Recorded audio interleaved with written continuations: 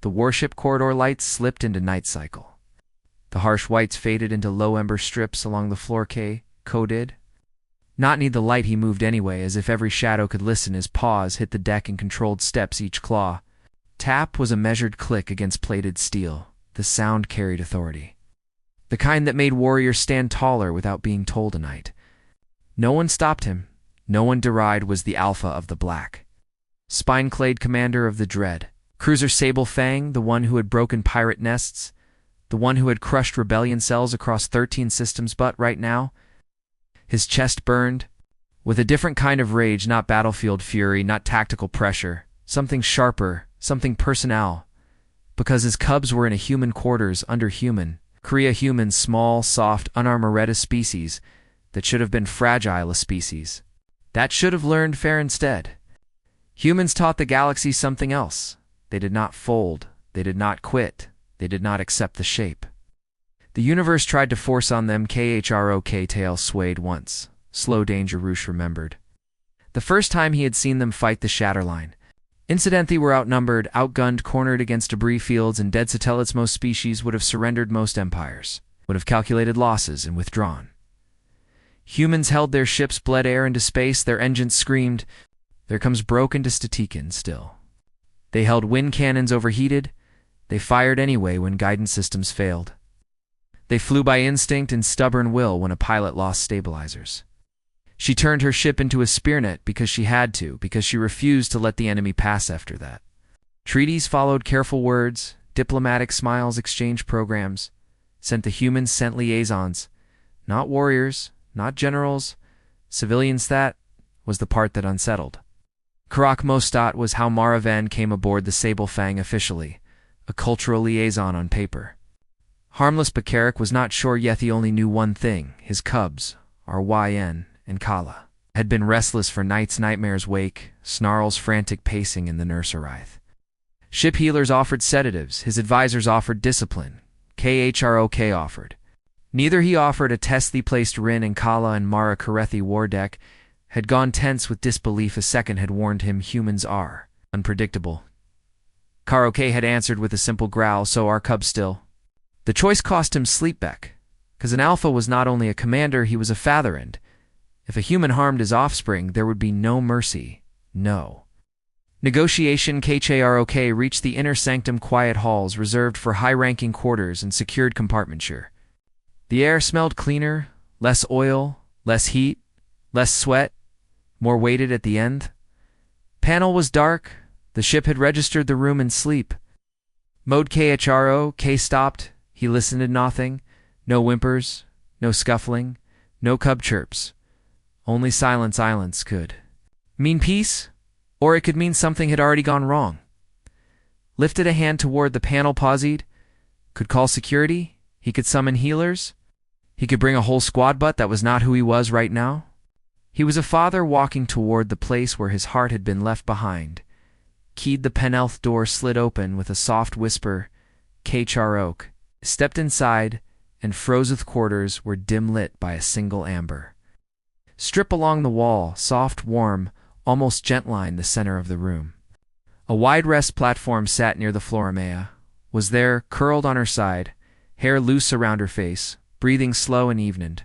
Pressed against her, one on each side, were his cub's Arwine head rested against Mara's shoulder, one small paw draped across her chest like a claim, his mouth slightly open, tiny fangs visible, not in threat, only in sleep. KLA was tucked against Mara, other arm tail looped lazily around the human wrist. Her ears twitched once as if chasing something, and a Drempthy looked safe and not drugged, not restrained, not scared. Safara arm curved around them, not tight enough to trap, firm enough to anchor her posture, was protective but not possessive. KHROK. Combat mind noticed everything. The angle of Mara body facing the door, ready. Even in sleep way, the cubs were placed, neither pinned, neither smothered, both able to move. Faint tension in Mara shoulders like a spring that could wake, and a heart. Bethis was not careless. This was deliberate. K should have exploded us. Cubs were born to strength, raised for independence, taught to harden in the darkened yet. Here they were, sleeping beside an alien. His anger rose. Then something cut through Ida memory Orwine pacing the nursery. Whining through clenched fangs, Kayla refusing food. Trembling with small furious christened. Now they slept like the universe had, finally stopped chasing them. Katros her okay, throat tightened, in a way no enemy had ever managed. Took one careful step, claws. A floorboard creaked, Kala. Eyes fluttered open, her body 10, said Shakarik. Her fathers did not scramble away from Mara. She did not shrink instead. She turned her face into Mara's arm and relaxed Agina's. If Mara was part of the safe place now Arwayan, shifted, blinked, and made a small sound, half yawn, half rumble. One paw tightened on Mara, Shurthan Arwayan, still half asleep, mumbled a cub word for comfort worm Kark. Stopped breathing, Mara eyes opened, not wide, not panicked, only aware shit looked at Karik. With calm control, like she had already accepted the danger of this moment, for a heartbeat. Neither spoketh, and Mara raised a finger to her lips. A silent request for quiet. Kara stared at her as human, this civilian with no claws, no armor, and in that second Karik understood something the Warhols never taught: strength was not always loudsmiths. Strength was holding a frightened child until Sleep Wonka Oak spoke quietly. They chose UMAR.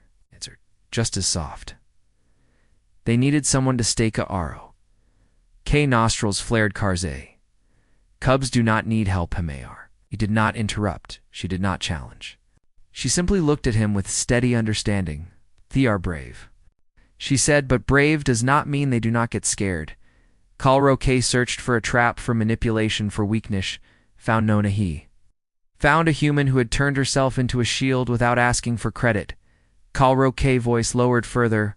"What did you do?" Maura glanced down at Ryn paw on her chest, then back to Kiho. Ki sat with them. She said it first. They hissed at Mika. Aroke almost smiled. "That sounds correct." Payere lips twitched. "I stayed anyway. I did not reach for them. I did not corner them. I let them decide." Mayare continued. "Kala tested me. She bit not hard, but enough ka."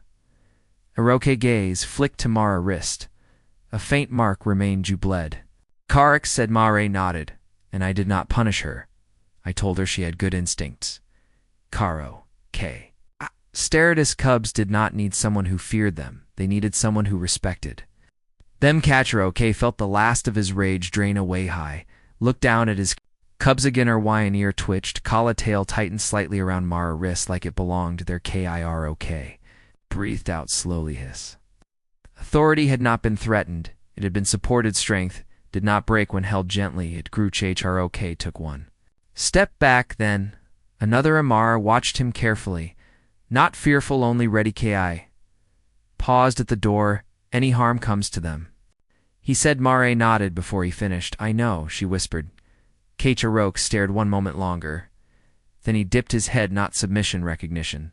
The door slid. Closet in the corridor. Karak stood still, tail swaying, slow and thoughtful. To more there would be patrol route status reports, security drills, warrior discipliner, Juan and Kala would wake and run wild through the halls like small storm. Sanmara would follow with impossible calm, teaching them something no Kurzathi instructor could teach you. To be strong without being afraid. Kai walked away. Pause, quiet now. Bikos. The galaxy feared humans for stubborn war strength.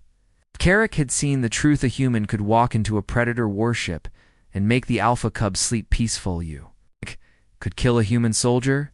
You could burn a human ship, but how did you defeat a species whose civilians carried weapons made of patience, empathy, and fierce protection? Krok mouth curved slightly, just enough to show a hint of Fongmabe. That was humanity, real conquestnet territory, not system. Something quieter, something to Perth. Soft revolution of caring. When caring looked foolish, and for the first time in a long time, Karak felt certain future would belong to those who could protect without crushing, and humans had mastered that battlefield long before the rest of the galaxy noticed it. Existed. Asterisk. Asterisk. Subscribe to Neon Cub Tales right now. New HFY sci-fi stories every week. Hit like if you felt that moment. It tells YouTube to push this video. Share this with one friend who loves FAI. Let them feel The shock took him at below. Did the alpha make the right call? Comment your favorite scene. I will pin the best one. Drop a neon emoji if you want part 2, and tell me what should happen next.